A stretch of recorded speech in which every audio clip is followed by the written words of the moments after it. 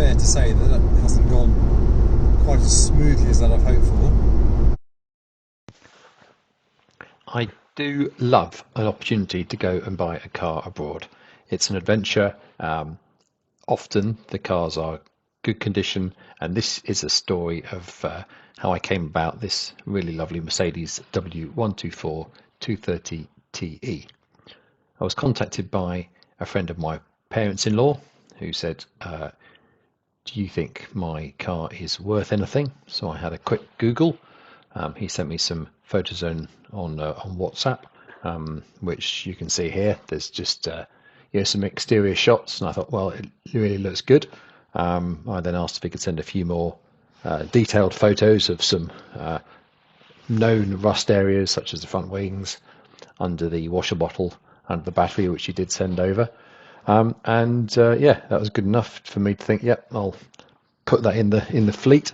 I previously had a Volvo 370 that a good friend of mine bought from me, which made space for this. It's got a small tow bar, but made arrangements to go and collect it. It was the owner agreed to have it serviced one last time by the local Mercedes dealer, which was very kind of him, and we'd arranged for me to go and collect it from them.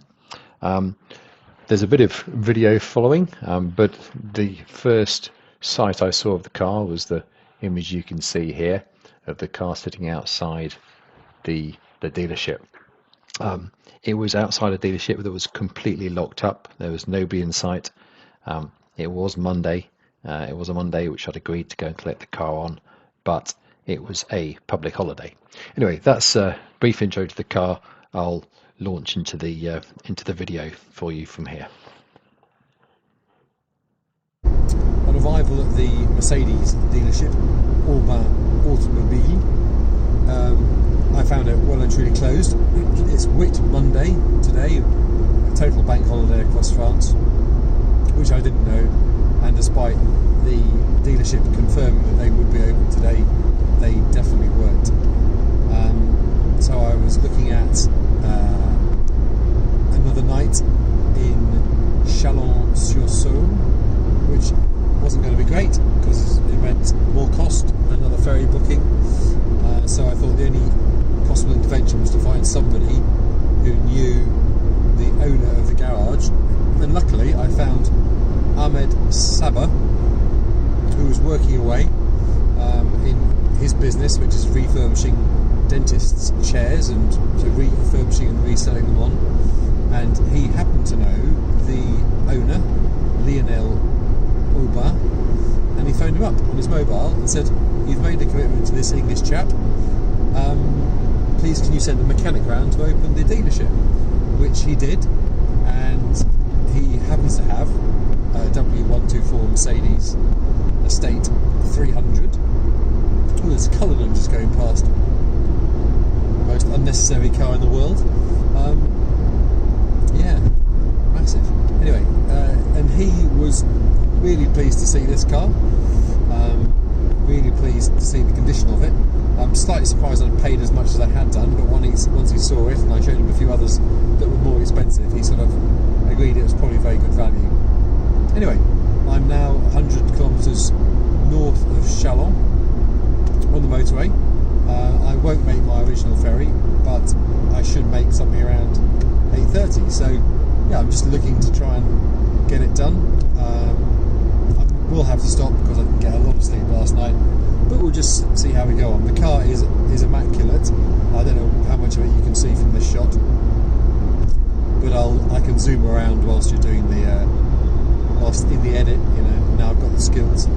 Anyway, join me in a couple of 100 kilometres time, and I'll probably just be looking even more tired.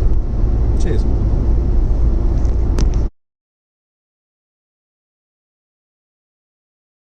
So I've just stopped level with Troyes, heading towards Calais. The car's going brilliantly, so I thought I'd take the opportunity to do a quick walk round and show you a few basics of its condition. So the paint on it is,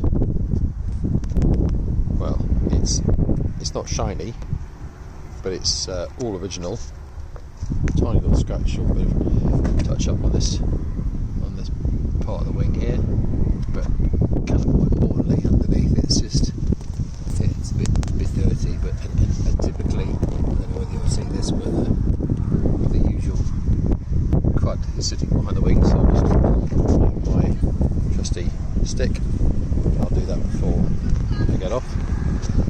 The interior is very smart indeed. Rubber mats from New, which is nice. Don't think it's got the other ones underneath it. Yeah, maybe. Yeah, it's got the other mats underneath that. That's nice.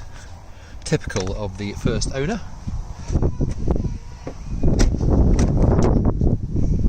I can't say the rears have never been sat in, because I know my in-laws have sat in the back of this car.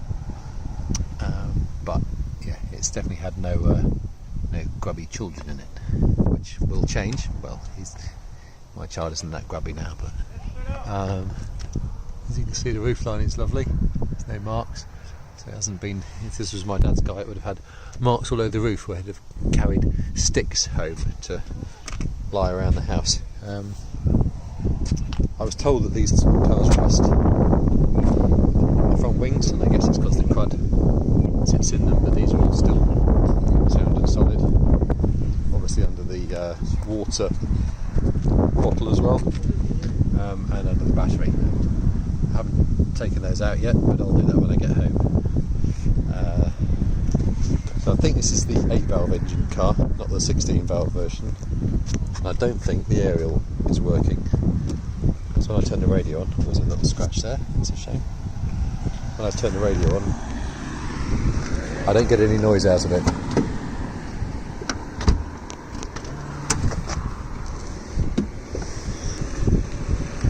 This is a great big boot cover.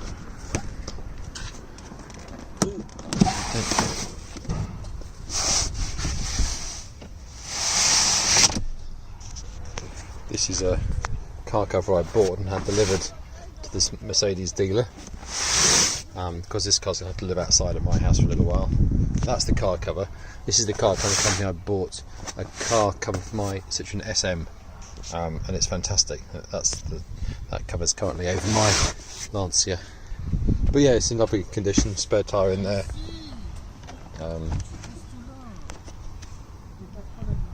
Hazardy things and first aid kit in there. It's got a tow bar. The first owners used it to tow a small boat, I think. It doesn't look like an original Mercedes one. It needs a bit of a paint, so I'll probably take it off and re-prime it. But it'll be really useful for me, towing camping trailer and motorbike. So yeah. So that's the condition of it. It needs a good polish. Apart from that, all well. So I'll just going to clean out these wings with a stick. My hands will get dirty, but there's a typical handy French toilet block to go and clean my hands afterwards. So that is all good. Right. Anyway, Calais bound in about 10 minutes, I think. Calais, always nice to get to Calais. Long day, long drive, a bit stressy, but got here. So car's done brilliantly. Yeah, next step, give it a good clean. Ouais. Bonjour.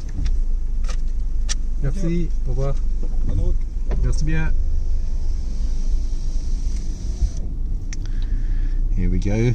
The 230 TE leaving its French home on an empty tank of super unleaded.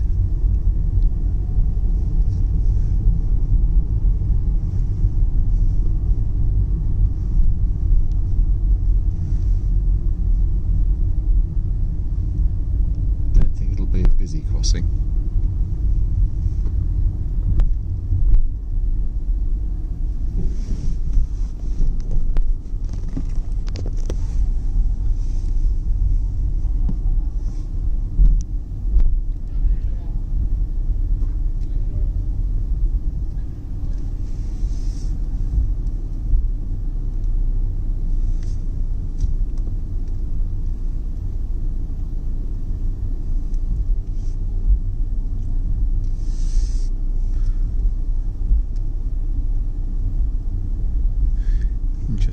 VX 16 valve GTI on a trailer there. I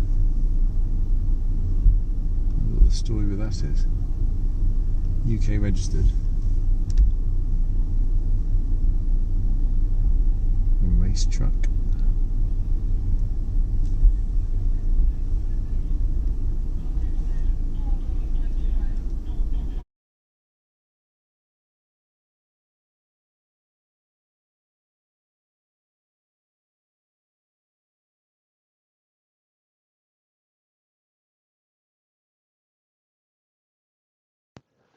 I'll leave you with a final photo of the car sitting outside the Mercedes dealership in Châlons.